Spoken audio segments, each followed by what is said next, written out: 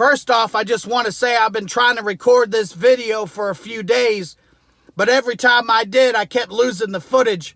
I got to get something better to record on than a body cam, but I digest. I just seen on Fox News that on CNN, they're saying my president, and still your president, by the way, Donald J. Trump was hiding in a bunker, and that pisses me off.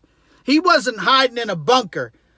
He was just inspecting it. It's not even a bunker. It's a fortified basement with enough Diet Coke and Big Macs to last a couple years. He's got a bed down there with a smaller bed on the floor next to it for Mike Pence. And if he's good, he gets to sleep at the foot of the big bed. He wasn't hiding. He was just checking his cell service to see if he could still tweet. And then he went up to the Rose Garden and had a gaslighting conference. He likes to speak out there because the smell of the flowers covers up the smell of the bullshit. And then he threatened violence on American citizens. And then he had the balls to walk across the park.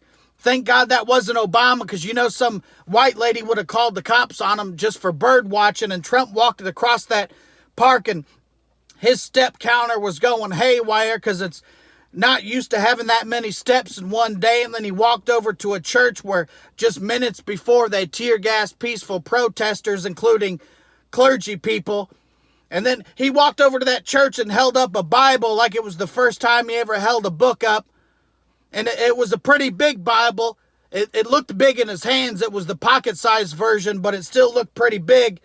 And he threatened violence, and then he held up a book that promotes peace, at least the second half of that book.